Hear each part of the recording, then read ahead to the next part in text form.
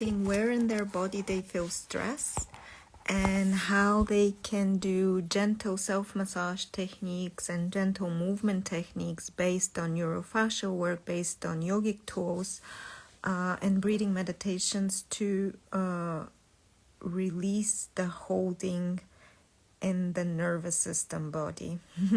So today I'm just going to do a short little a short little exercise on myself to notice how I am today. So I'm just gonna lie down and I'm going to notice first of all if I can let go of my body to rest on the ground.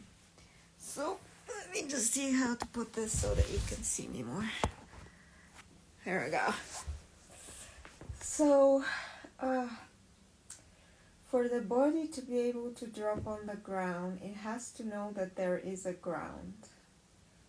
So remind yourself that you're resting on the ground. Because I have experience with this, I already notice how my butt cheeks start to release with the contact with the ground. I feel my legs start to, they're a little bit like vibrant with a lot of neurological activity, but I can sense my feet touching the air or the air touching my feet. And I can sense a bit of so I'm a little bit off center. I have a bit more weight, like my body is a bit rotated in the thoracic of my spine. If I touch my belly button here, my eyes are closed, so I'm using my sense of awareness.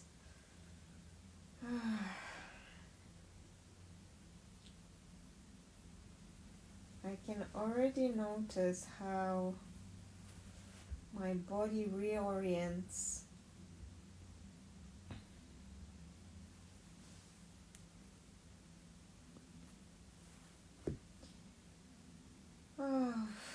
In gaining information about where it is in space. So I'm gaining information, and information is useful. Not to dwell on what is not perfect, but just to stimulate the neuroreceptors that perceive your sense of space. I definitely have this rotation. So if I take my awareness to my head here, and I try to move my head, I can notice when I move on this side, there's a bit of tension in my neck.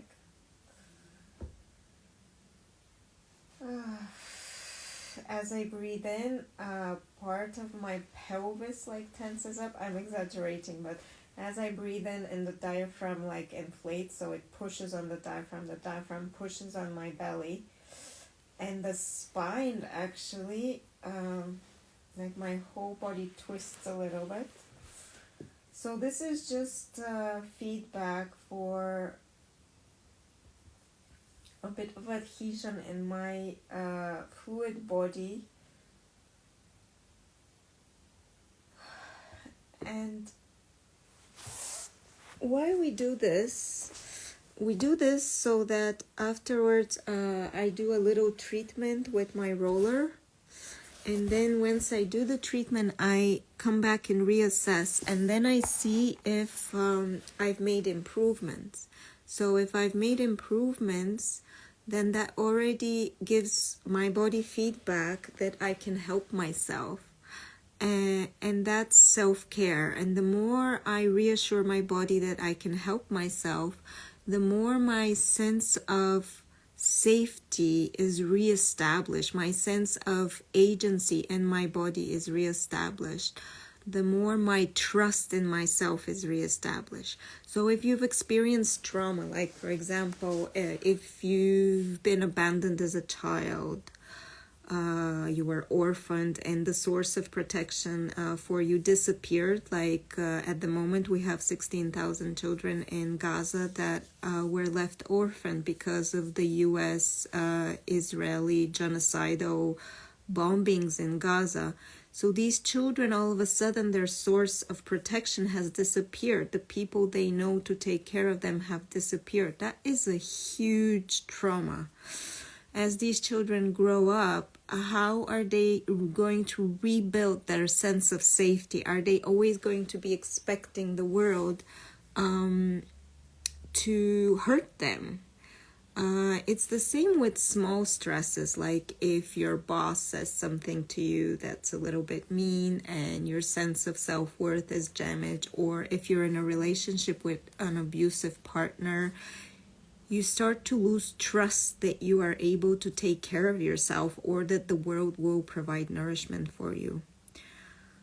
And so sensing in how your body is feeling now, sensing if your ribs are off the ground, if you're unable to rest on the ground, gives you a feedback, like a physical sensation of feeling unsafe. And then if you can do a small treatment, like, let me see if I can.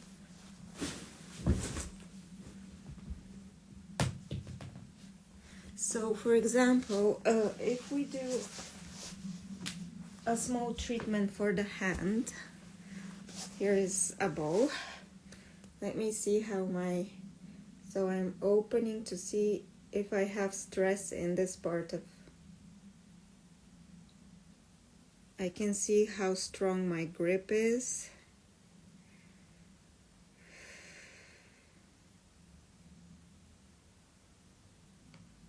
I can notice a bit of tension as I try to squeeze. I'm like using muscles here, which is not, I'm squeezing here. There's no need to squeeze my neck because this will contract the vertebra in my cervical spine in my neck. It's going to contract the nerves, all the blood flow there, cutting off circulation to my brain. Long term, it could give you, even burnout. I mean, if you continuously have tension in your neck, eventually it's cutting off circulation between the brain and the spine and the periphery of your body. So I'm just going to do a small little treatment for the hand where I'm stimulating a bit the sensors of the hand.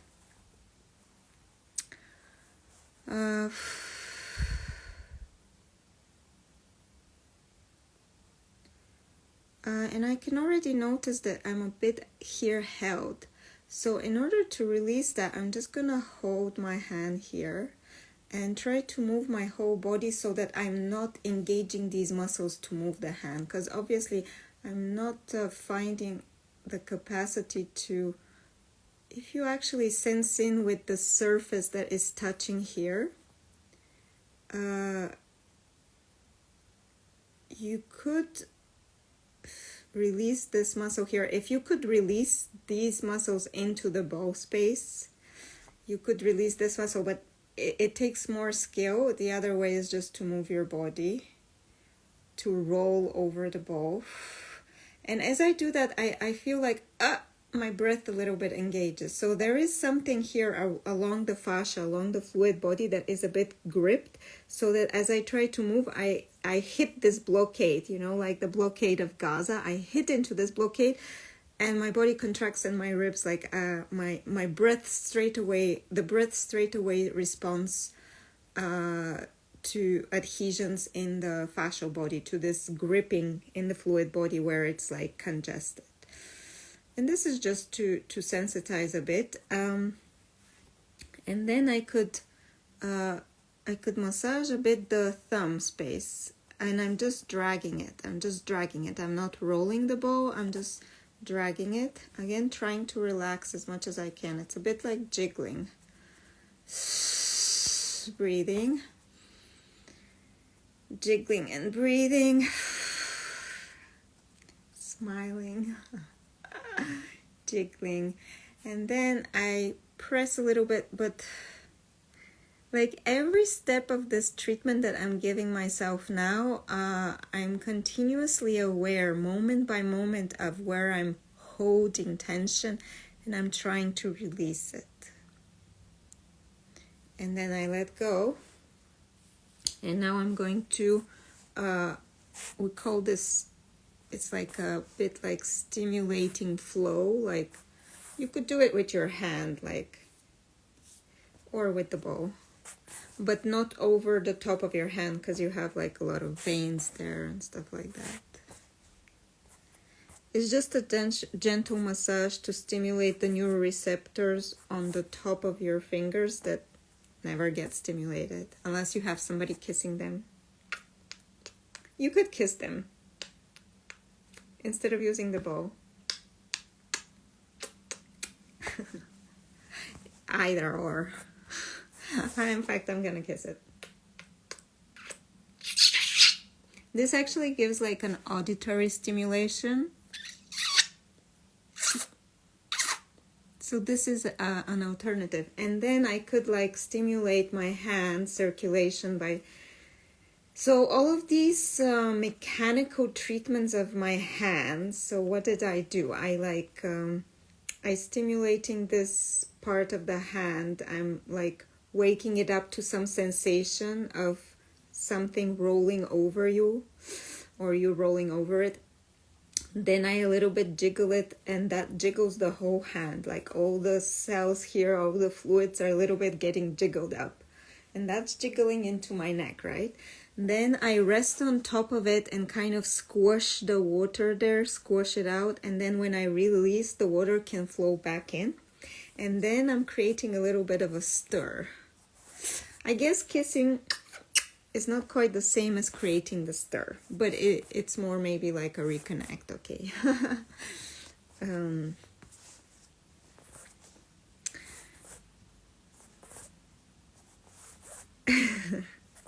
And then I'm like really, this thing is a different form. So this is brisk movements in many different directions. This is only in one direction.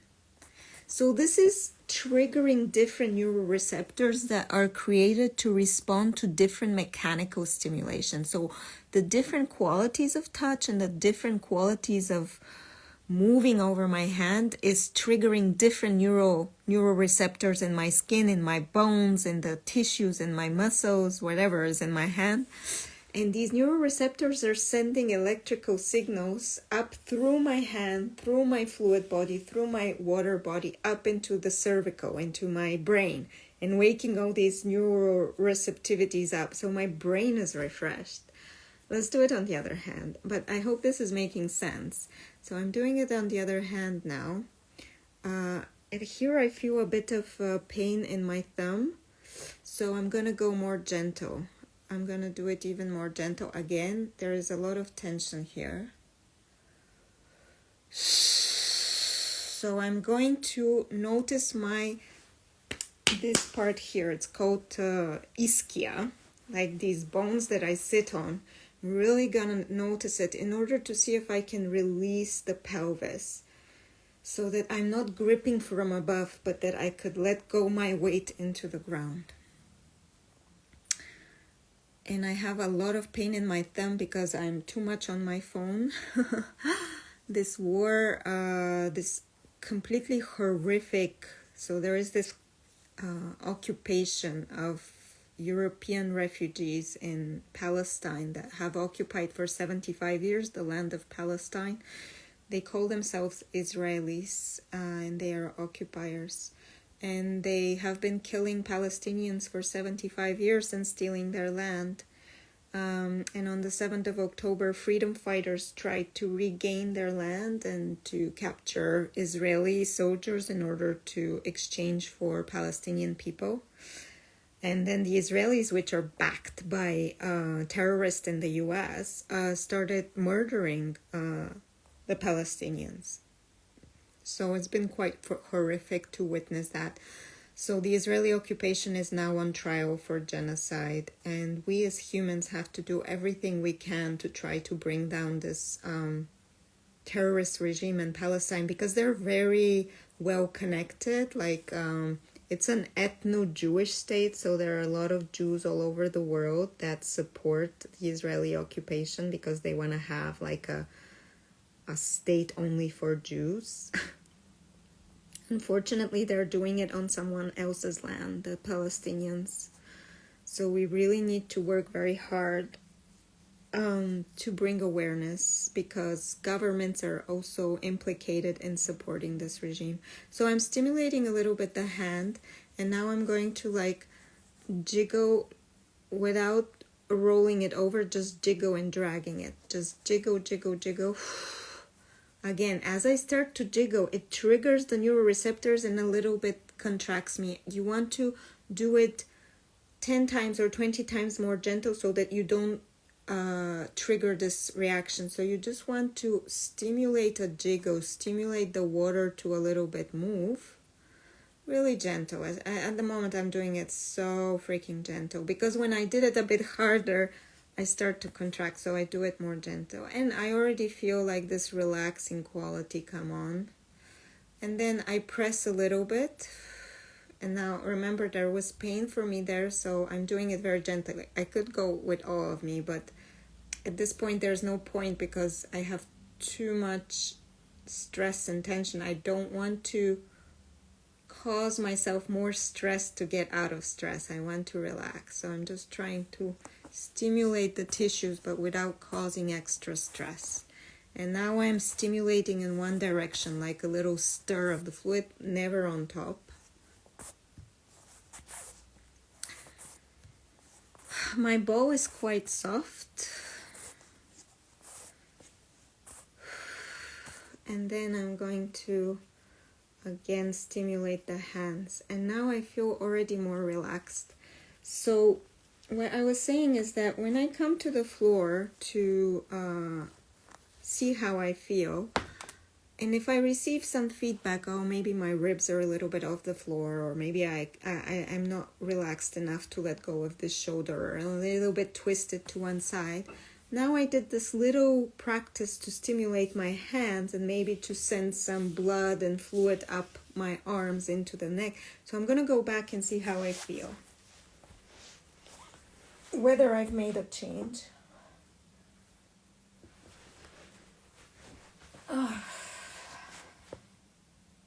So I already feel this hip is a little bit more balanced. Like if I split myself in the middle, I feel that the right and the left leg already feel more balanced.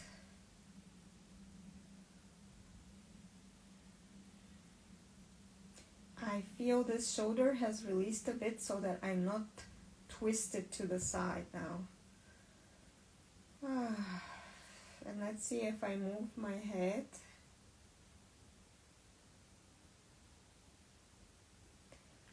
I won't say that it's released and increased the range of movement, but it's definitely now the head can go more to this side, whereas before it was going more to the other side.